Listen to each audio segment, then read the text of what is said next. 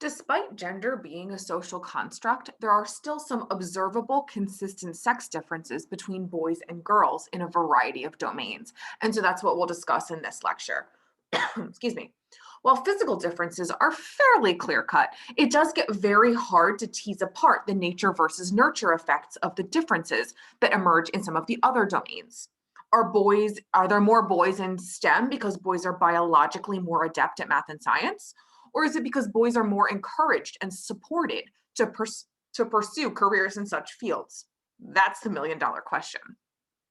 It's also really important to consider individual differences within genders. Just because men may be larger than women generally, of course, there are tons and tons of exceptions to that rule. So let's take a look at gender differences across a few of the different domains that we've discussed so far throughout this course. Sex differences in physical development appear pretty early on during prenatal development, after which things quiet down substantially until puberty. The most obvious difference is the development of male or female genitalia. A key prenatal factor in sexual development is the presence or absence of androgens. During prenatal development, a gene on the Y chromosome in males triggers the increased production of androgen hormones around 6 to 8 weeks after conception. This then kicks off a chain of events which results in the formation of male reproductive structures and genitalia. Jumping ahead a bit to infancy, we see that females and males tend to be pretty similar in size, appearance, and abilities. During childhood, girls and boys grow at roughly the same rate in height and weight, although boys generally grow stronger.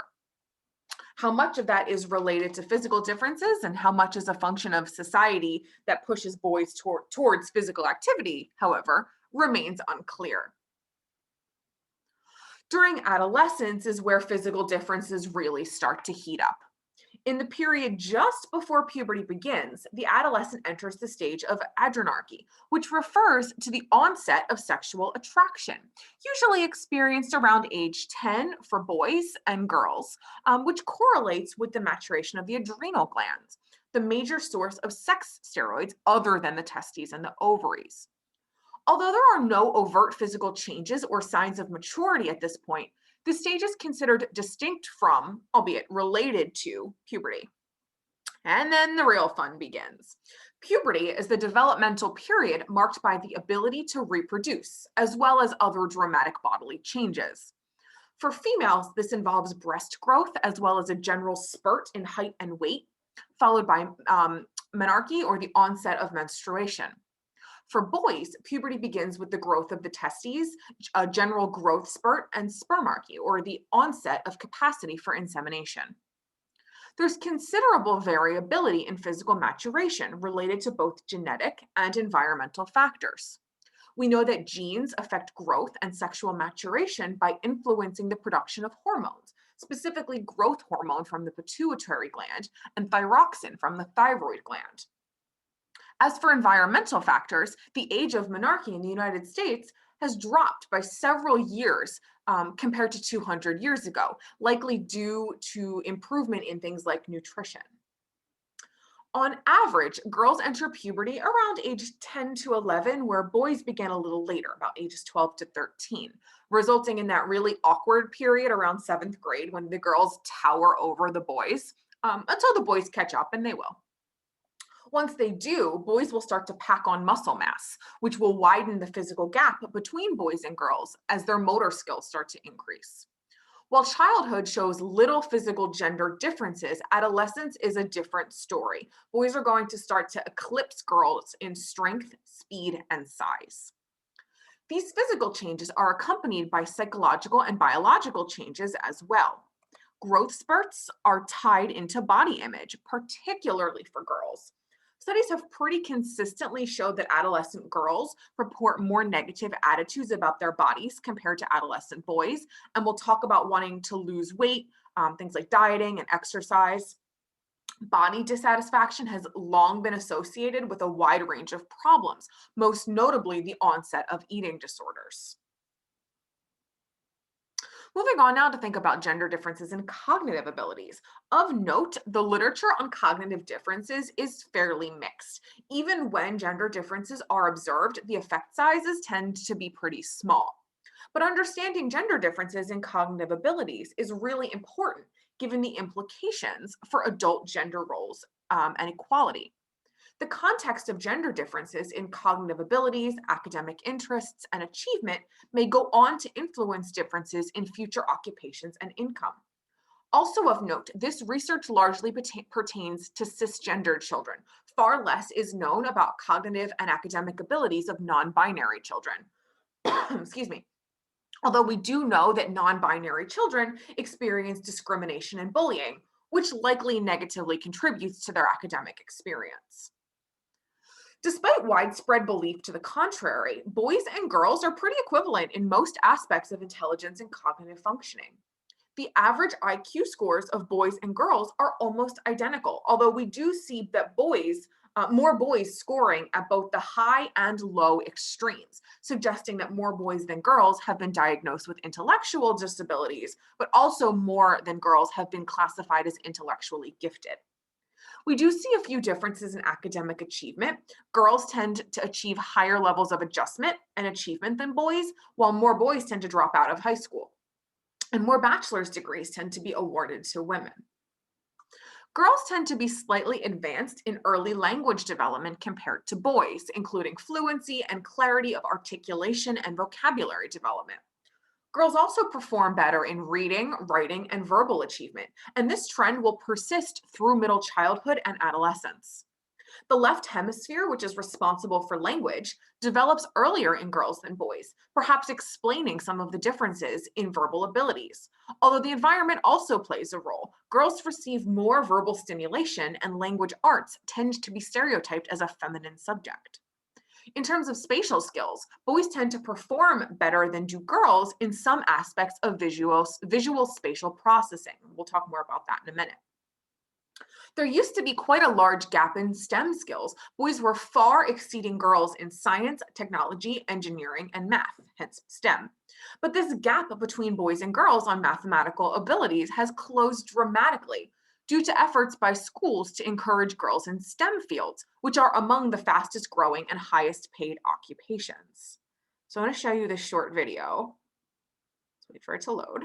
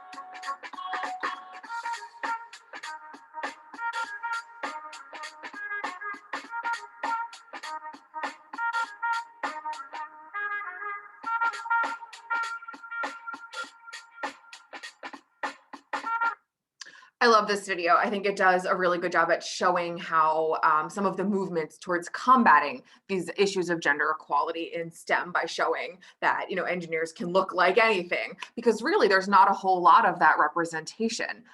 And women and minority individuals are not really shown role models doing these sort of STEM careers. And so I think nowadays we're starting to see this push towards diversifying the STEM fields.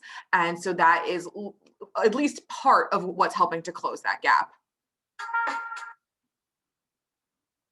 Boys exceed girls pretty consistently in mental rotation tasks, where you have to picture and rotate a 3D image in your mind. Boys are also better at spatial perception tasks where you have to determine spatial relationships by considering the orientation of the surrounding environment. But on other spatial visualization tasks, like finding a hidden figure embedded within a larger image, we see much smaller differences. So it's not accurate to say that boys have better spatial abilities than girls. That's one of the statements that we used to hear, but it's really much more nuanced than that. It really depends on the specific task. And this male spatial advantage doesn't go away. It's pretty consistently present throughout the lifespan. But early intensive training can help to override some of these sex differences, suggesting that early intervention can help to override some of that gap between the areas that we do see differences in spatial skills. So, why do we see some of these differences in cognitive abilities? There's a few possible reasons. One is biological influences, although some researchers have proposed that sex differences in the brain structure and function may explain differences between females and males. Most of the research has been conducted on adults, so it's really hard to tell if genetic or environmental factors are at play. Differences could also be explained by sex related hormones having an effect on the developing fetal brain. And finally, there's a tendency for slight biological traits to become exaggerated through experience. So, for example, boys initially show some slight advantages in spatial processing, but boys are also spending more time playing sports and video games, which allows them to build their spatial skills more so than girls. So, as usual, we have to be on the lookout for those gene by environment interaction effects where genetic predispositions are intertwining with the environmental stimuli. Bronfenbrenner's bioecological model maintains that socialization practices prepare children for their adult roles in society. If women and men hold different occupations, then different abilities and preferences are encouraged in boys and girls, which we know is true. So, cultural variations in academic achievement should result in corresponding differences in socialization. In other words, cultures which encourage girls to pursue STEM careers and where girls see female role models working in these fields likely end up with girls with better spatial skills. Other cultural factors such as SES, parental education, parental beliefs, so egalitarian versus traditional, are also going to play a role. Gender differences in academic success and verbal achievement are smaller among children of educated and egalitarian parents and in higher SES families. So, what you see here on the vertical axis, this is math achievement scores, and it is based on 15-year-olds' performance on an identical test in 9 industrialized countries. So, here you see the difference in math scores. So, this is boys minus girls. Country gender equality is a composite measure that includes cultural attitudes towards women, women's participation in the labor force, politics, government, and women's educational attainment and economic opportunities. Notice anything? As the country gender equality increases, moving along the horizontal axis, boys' advantage in math achievement tends to decline. In Sweden and Iceland, girls' math scores actually exceed boys. And so this can tell us something about gender and cognitive abilities. In terms of what are some of the cultural implications and the environmental implications. Beliefs about self concept may also be responsible for gender differences in achievement. Children are most motivated to achieve in areas where they expect to succeed and that they value. So, if we keep telling girls that boys are better in math, eventually that message is going to sink in and create essentially a self fulfilling prophecy where girls say, well, the boys are better. Why should I bother trying? As I've said many times, gender is a social construction which is heavily influenced by the environment around us, including teachers, parents, peers, and the media. Teachers play a huge role in children's academic motivation and achievement, both as role models, but also as a loud voice in the child's education. So, a teacher who holds gender stereotypes beliefs about girls' and boys' abilities may communicate those stereotypes to the children. Now, I am not trying to say that teachers are bad people who are intentionally holding girls back. That's absolutely not the case most of the time. These behaviors are often implicit and completely unintentional. but it's the basic social psychology principle of confirmation bias. If you believe a certain thing, you often engage in behaviors to encourage it. So when teachers hold gender typed expectations, they may differentially assess, encourage, and pay attention to students according to their gender, creating that self fulfilling prophecy that can affect children's later academic achievement. By now, we all know how important parental influence can be, so I won't say too much more about it except to say that parents serve as the primary role models, reinforcers, and punishers for their children's behavior, which is then directly linked to the behaviors their children engage in and their subsequent cognitive abilities. The shift from childhood to adolescence is fraught with many changes, one of which is the source of influence. So for children, parents are the primary influence in their lives. But once we reach adolescence, peers take over that role. Adolescents are very concerned with peer perceptions and acceptance, and their interests are often shaped by the activities and values they associate with their classmates and friends. Unsurprisingly, peers play a vital role in gender differences in cognitive abilities by influencing the kinds of activities to engage in and providing a normative framework through which to understand gender roles. In other words, girls and boys alike may be more likely to strive in particular subjects when they're viewed as compatible with peer norms. So, girls in some schools may experience pushback if they express interest in boy subjects, quote, like math, whereas boys who want to pursue art may be labeled as sissy or girly. The quiz code for this week is kitten. Boys and girls have different priorities when it comes to interpersonal goals and social relationships. Boys tend to emphasize power and dominance in their relationships, whereas girls favor intimacy and social support. Girls are much more concerned with the quality and closeness of their friendships and social relationships, which is likely why they engage in more self disclosure or sharing than boys. Girls also use more collaborative statements like let's play superheroes, whereas boys are more use more directive or controlling statements. Do this. These differences may exist for many reasons. Biologically, if we take an evolutionary approach, girls are conditioned to be the nurturers and carers, potentially explaining their desire for that social connection, which could also be beneficial to ensuring the survival of their offspring. Cultural explanations suggest that affiliative social behavior is more common among girls than boys across the board, while boys exhibit more directive behavior. Cognitive and motivational influences suggest that girls and boys should use different behaviors to help achieve their goals. So, for boys, directive statements help to establish dominance, while for girls, collaborative statements are more conducive to developing intimate social relationships. And environmental factors like parents and peers, yet again, play an influential role. Again, the quiz code for this week is kitten. Aggression begins in childhood, but it doesn't really pick up steam until adolescence. In terms of gender development, who do you think is more aggressive, boys or girls? I bet many of you guessed boys. Why is that? And are they aggressive in the same ways? Overall, the magnitude of average gender differences in aggression is pretty small. Boys may be a smidge more aggressive than girls, but not nearly as much as people tend to think.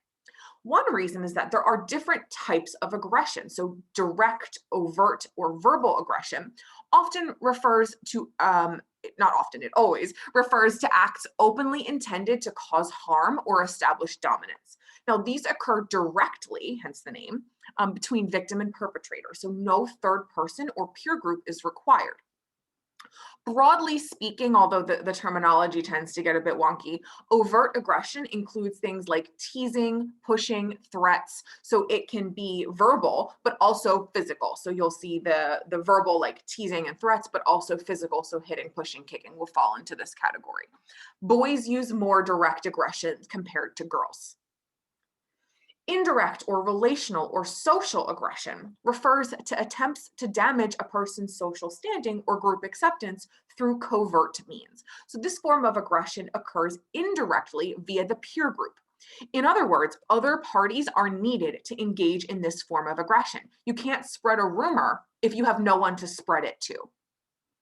Now, contrary to the popular image of the catty mean girl, boys and girls are equally likely to use this indirect form of aggression. Some of the confusion comes from the comparison group, so bear with me for a second. Compared to boys, girls are more likely to use indirect aggression. So I like to think of it as when girls do use aggression, they're more prone to use indirect. But it's not that people used to think that boys were more overt and girls were more indirect. That's not the case. Boys will use more direct compared to girls, but girls will use more indirect compared to direct. With me? There's many different potential reasons for these gender differences. Biologically, boys have higher levels of testosterone, which has been indirectly linked to aggression via the perception of threats and emotion regulation. Evolutionary explanations have also posited that direct or physical aggression, which is more dangerous, would not be adaptive for women who need to stay healthy in order to protect and care for their offspring. Cognitive explanations point to differences in empathy and pro-social behaviors. So girls report more feelings of empathy and sympathy compared to boys. Direct aggression may also be more likely among children who are less empathetic towards other and have fewer pro-social skills. Parents and teachers typically do not approve of aggressive behaviors. You see schools inflicting zero tolerance policies and whatnot. Unfortunately, there's not a whole lot of empirical evidence to suggest that those actually work. Part of the problem is that indirect aggression is so hard to identify, particularly among girls, which is part of where some of those stereotypes come from. But girls have been taught to be sugar and spice and everything nice. So they learn to be super sneaky about it so they don't come off as looking gender deviant. We also see a tendency to excuse violence among males as normative, that boys will be boys mentality. This is getting a bit better in the era of movements like Me Too, but generally speaking, direct aggression is much more socially acceptable among boys, where physically aggressive girls are much more likely to be labeled as weird or deviant. Peers and classroom norms heavily influence aggression, particularly when we think about sports. Football, soccer, hockey, these are all heavy contact and highly aggressive sports. Um, and who plays them? It's the boys, right? We don't typically see female football teams. So the engagement in competitive activities may promote an environment of tolerance more so than girls who typically play less contact sports. And we can't forget the media. Viewing or playing aggressive material may impact aggressive behavior. So, since boys are more likely to watch violent TV or play violent video games than girls, it follows that they may be more influenced towards aggression than girls. Now, that said, there you'll see a lot, you'll hear a lot of buzz about how violent video games, violent media are making people violent. That's an oversimplified explanation. We definitely have to think about causality. So it's not necessarily that watching violent media makes people more violent. We could think about it the other way around. Perhaps people who are already predisposed to be violent will seek out more violent media. So it's a lot more complicated than the arguments that we tend to hear. But if we think about media, let's go back for a second. Um, who are the ones who are engaging in the violence, typically in movies, shows, video games, and whatnot? Typically men. Think about superheroes, think about the Avengers. The majority of them are male. Same thing with the DC comics. Typically it's men. So that is the models that boys see. Some estimates suggest that depictions of violence are found in 90% of movies, 68% of video games, 60% of TV shows, and 15% of music videos. Fictionalized aggression in media is depicted as both glamorized and trivialized. Whew, I can talk. What do I mean by that? Um, Think about the Avengers. That's a good example. We have glamorized this idea of the superhero, right? Coming in, swooping in as the good guys, kicking butt and saving the day. We glamorize it. We make that look really gosh darn cool. And also trivialized, and we sort of normalize it and say, well, this is okay to do. And so that's part of the issue that plays into this whole we are so immune to seeing these violent activities perpetrated by men in media, and what effect is that having on young children, particularly boys.